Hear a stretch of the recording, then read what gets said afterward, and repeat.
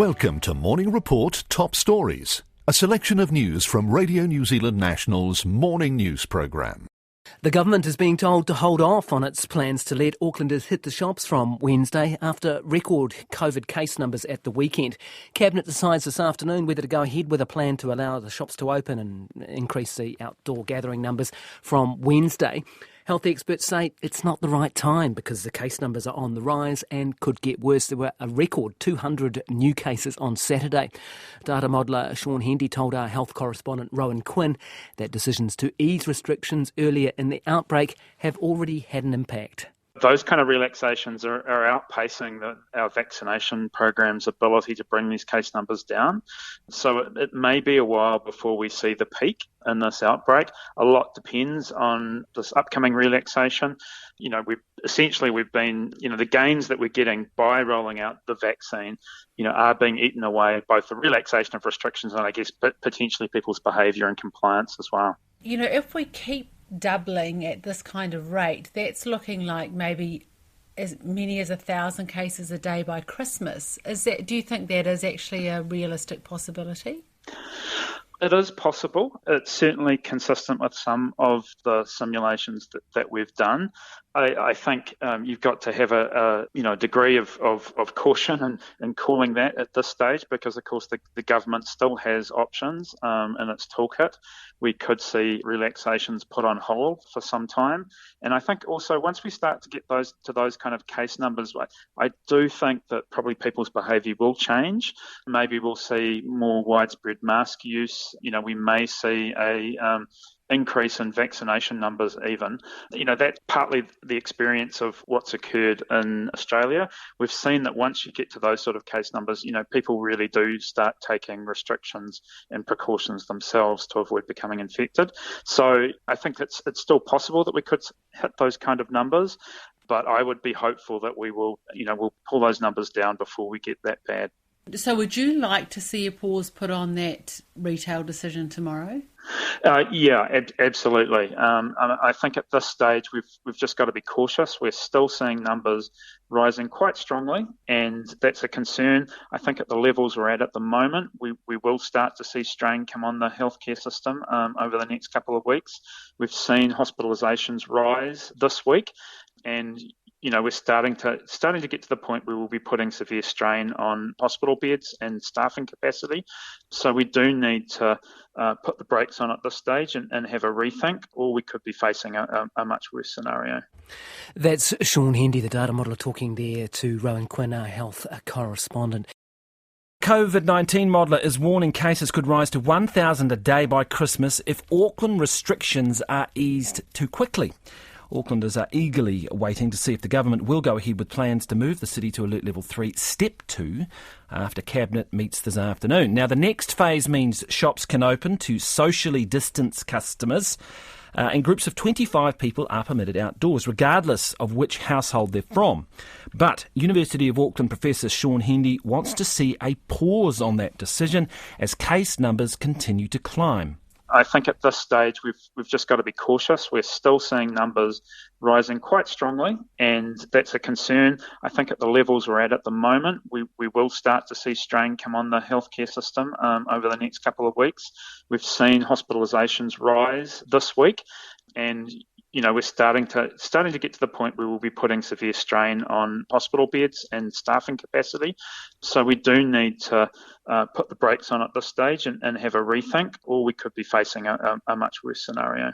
Well, Heart of the City's Chief Executive Viv Beck joins us now. Good morning. Good morning. This is such a tricky one, isn't it? Listening to Sean Hendy there, he's clearly worried about those case numbers rising.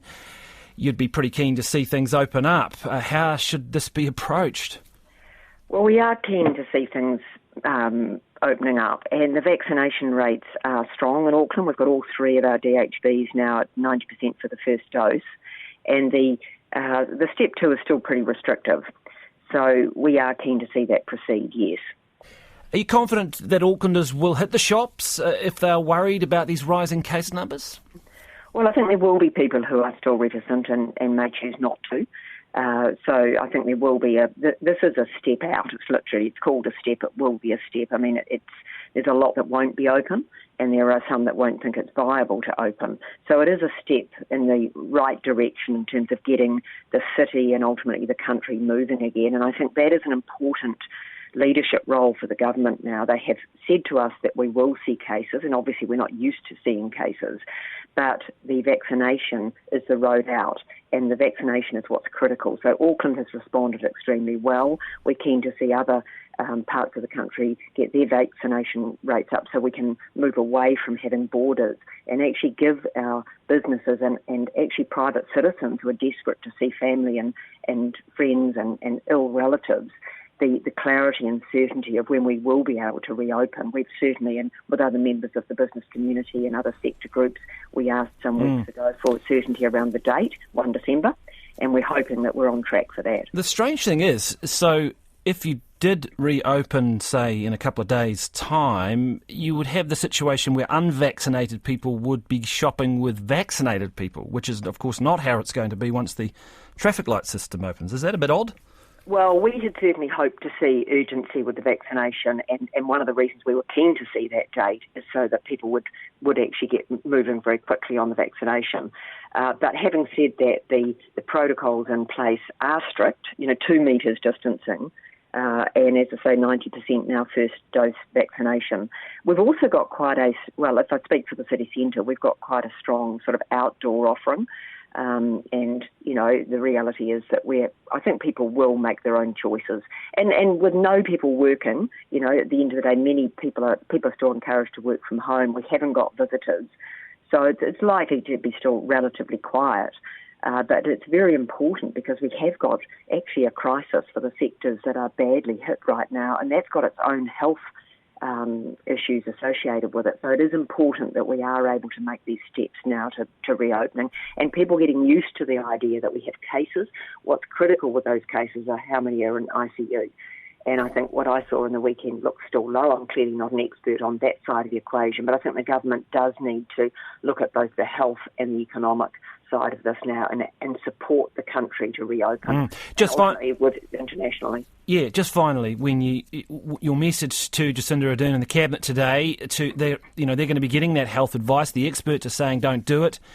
This is a very difficult decision for any Cabinet to make. What would be one sort of piece of advice you'd give them?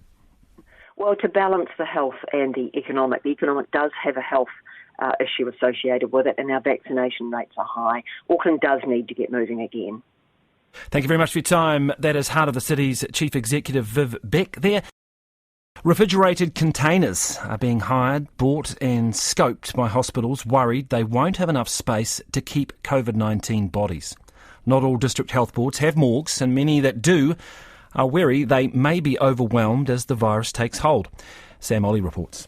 The Ministry of Health's influenza pandemic plan, written in 2017, forewarned high death numbers could overrun the country's ability to safely store and dispose of bodies. It suggested bringing in refrigerated containers to help.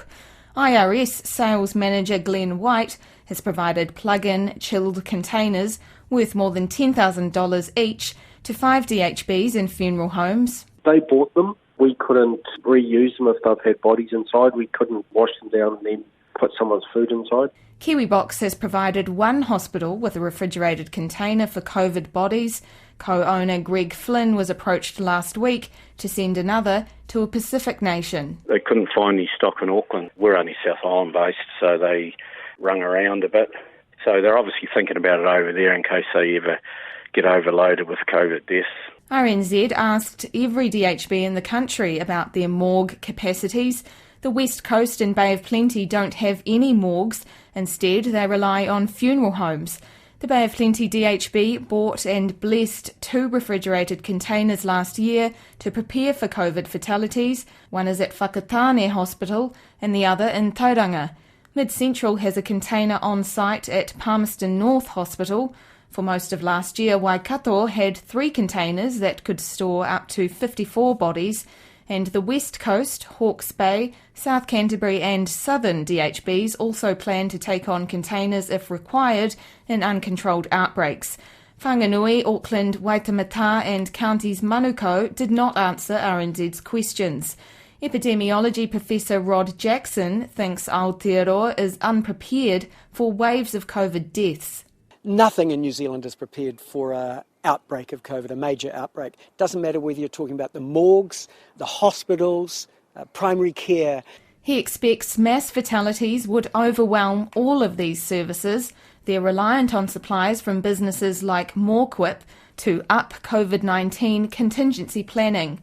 Co-owner Russell Griffiths hasn't just distributed refrigerated containers. That would be fitting up with racking and shelving for body storage and things like that, along with your standard inquiries for body bags and stainless steel trays. The Delta outbreak has increased demand. It's come from DHBs, it's come from funeral homes, it's come from Defence Force, it's come from Police Force. 29 people have died from COVID-19 in Aotearoa so far. People enduring unbearable suffering from a terminal illness are now able to ask for medical help to end their lives. The End of Life Choice Act was put to a binding referendum at the 2020 election. Just over 65% of voters supported it, and it came into effect November 7, yesterday. It's exactly 1 year after the referendum result was formally announced. Here's Emma Hatton. For Bobby Carroll, who has terminal cancer, the law has always been about simply allowing choice. Every Kiwi in New Zealand was a winner when that bill went through. No one is forced to do anything. Anyone that wants assisted dying can have it, and people that don't want it do not have to avail themselves about it.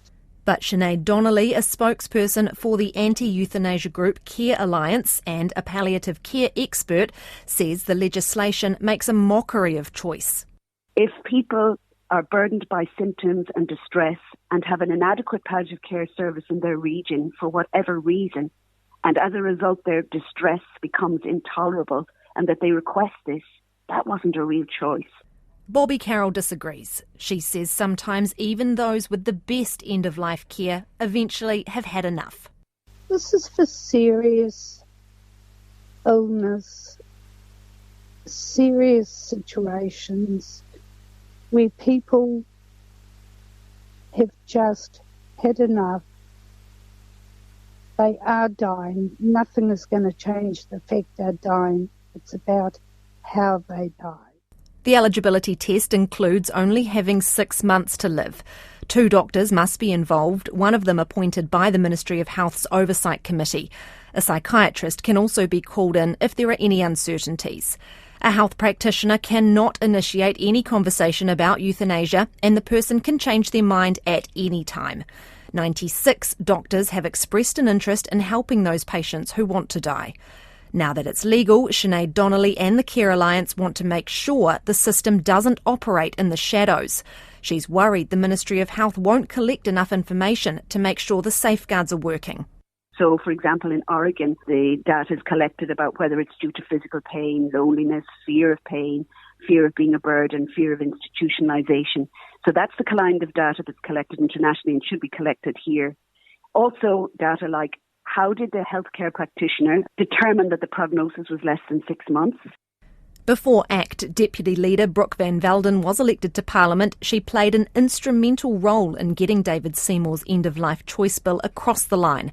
She says it's been a long road to get to this point. This weekend, New Zealand became a kinder, more compassionate and humane society for allowing people who are struggling and suffering in those last few days with their terminal illness, choice and compassion on how and when they go. The Ministry of Health will fully fund the medical costs associated with end-of-life choice. Based on overseas experiences, an estimated 950 people could apply for assisted dying each year, with up to 350 being helped to die. Emma Hatton with that report there on the End of Life Choice Act. RNZ did seek to clarify what data would be collected by the Health Ministry, but they didn't respond in time for our deadline. So let's go to the cricket. Here's a little bit of good news this morning. The Black Caps have booked themselves a place in the semi-finals of the T20 Cricket World Cup with a pretty comfortable 8-wicket win over Afghanistan in the final pool match in Abu Dhabi. New Zealand will face England in the semi-finals on Thursday. Earlier I spoke to Black Caps' Daryl Mitchell, who told me he was thrilled about their win. Yeah, nice to get the win and nice to sort of do it in a calm and sort of professional style, and now we move on to the semi-finals. Yes, and the bowlers certainly laid the platform for you, the seam bowlers, which is interesting. They are going pretty well, that unit of Bolt, Southey and Milne. Yeah, they've obviously played a lot of international and T20 cricket around the world, and yeah, they're world class, aren't they? And the way they went about their business today really set up the chase for us, and yeah, it was nice to put the Afghanistan team under some pressure and yeah, get a total that we could chase. They obviously have a strong spin bowling contingent in their side. What was the approach going into your batting innings to deal with that? Yeah, obviously with Mujib and Rashid Khan, who are two world-class spinners, they obviously dominate the IPL and tournaments all around the world. So yeah, it was obviously a key plan by us to sort of make the most of that top six as we could, because we knew it would be challenging through the middle with obviously with how they'd go about it, and yeah, at the same time make sure that we really cashed in when we got opportunities against them. So yeah, I think the way Kane and Dev really went about the chase without too much risks really, and sort of built that partnership, and yeah, to get it done with 3 or 4 overs to go was awesome to see. You and Martin Guptill again had a nice little start off the first 3 overs. I think you had 26 or so. You've been going pretty well yourself and Martin in that opening role. Is that something you expected to be doing? Are you enjoying it? Yeah, I'm absolutely loving it. It's pretty cool to obviously open the batting with Guppy, and to be able to do that on the world stage at a World Cup's pretty special. Got a semi-final now, and then hopefully another one after that as well. So yeah, looking forward to the next week or so. How do you approach England? They have pretty much been, along with Pakistan, the form side at this tournament. They are playing a very strong brand of T20 cricket. Yeah, they've been good for a number of years now in the T20 format. But for us, we know our strengths. We know how we want to play as Black Caps, and we're a bunch of Kiwis just going out there on the world stage and fighting for every ball, and hopefully that means we win the game. And you say that. There'll be a few people here who no doubt will think back to that heartbreaking the 50-over loss, the final loss. Does that creep into people's minds amongst the camp? Yeah, I mean, I'm sure it does within the New Zealand public, but for us, this is quite a new group. If you're still reliving that each moment, then I think, it'll affect you. So, no, we're just going about doing our business. T20 format's all about taking calculated risks at certain times and trying to, win each ball, because, as we know, every single run counts. So, we're looking forward to it, and it should be good fun. Yeah, talk us through the pitch. So are you playing again in Abu Dhabi, is it? This is where you played today, is that right? This will be the semi-final? Yeah, so we'll be at Abu Dhabi on Wednesday, so we've got a day off tomorrow. So I'm not sure what wicket we'll be on yet. I assume with it being a semi-final, it'll be a pretty central pitch, and be looking forward to getting out there. It's a night game, which will be nice. It means the dew will come in a little bit, so the wicket should be a bit quicker and hopefully probably suit both us and England in many ways, so it should be a good game. Let's go to the Prime Minister now to get the very latest on the government's thinking about this. Kia ora, good morning to you. Morena. Now, this is a tough one today, a tough decision.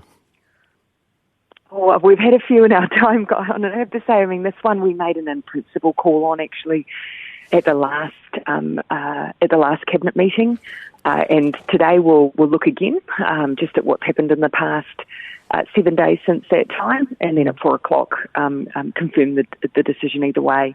I think what's important to point out, though, of course, many of our decisions in the past, based on a range of factors, but of course previously we haven't been able to factor in things like vaccination rates. So that is a consideration for us now. We have particularly high vaccination rates in Auckland, and that is part of our consideration now. So do you think Auckland is ready, though, to step down and to loosen restrictions? We've had 1,000 more cases than we had a week ago, for example. And look, cases will continue to grow. It is not the case that we are waiting for a decline in cases in order to make step-down decisions at this point. And as I've said, our goals that we've set have been around, for instance, reaching 90% fully vaccinated before we move into our new framework and we see an easing of restrictions. So vaccines do play a heavy role now in our, we're moving into the phase where they're starting to play a role in our decision making, because the alternative is that we reach those very high rates, but because of case numbers we see no movement at all in restrictions. We don't see that as tenable. However, we do want to make sure we step down carefully as we go. So, look, I'm not going to preempt the decisions of Cabinet. It's fair to say there's a range of factors. Yeah, and we won't waste time on that, because I respect that you've got an announcement today after Cabinet. But would you be comfortable with an acceleration of cases? And would you expect that under loosening of restrictions? Because that's what the logic would tell you, right? That you would have more cases if you eased restrictions. Are you comfortable with that? Well, I think one of the interesting questions really is whether or not that acceleration is caused by the things that you're easing or not.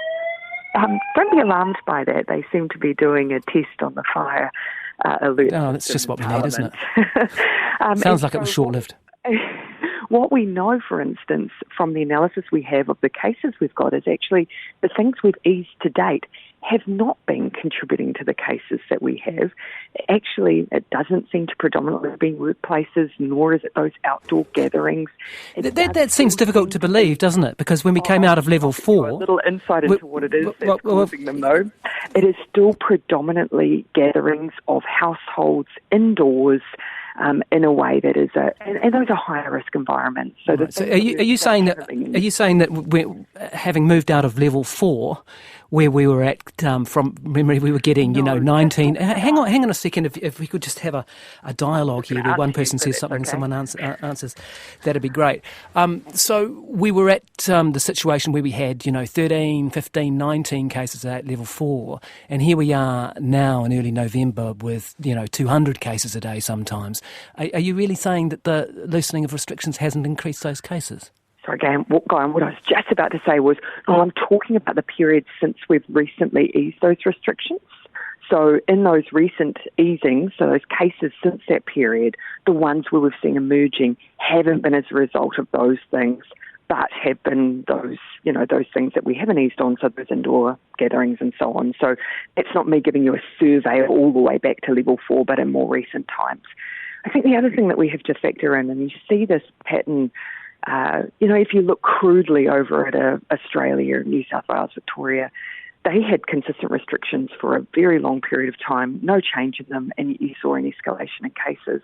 I think what we have to also factor in is that models assume compliance with whatever restrictions are in place for a consistent period of time.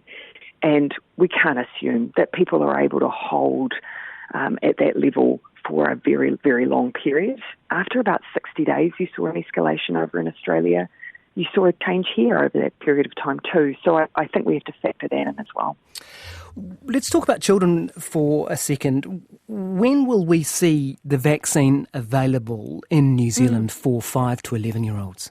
So we're expecting one of the things we've been waiting on, and which of course is now changing, is once Pfizer have a practice of going to the big regulators first, and then after that releasing data to other regulatory approval processes.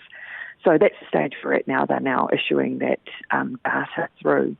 So that then needs to go to MedSafe first. Then the second stage for New Zealand is it's considered by a technical advisory group that we have as well. And then beyond that, you then see the ability to roll out. So what rough time frame? Well, I can't really preempt that too much, Graham, because we do know MedSafe tends to move quite quickly. They get a lot of data. They're able, because this is substantively, as we understand, substantively a similar vaccine but paediatric dosing. I imagine that process might be relatively swift.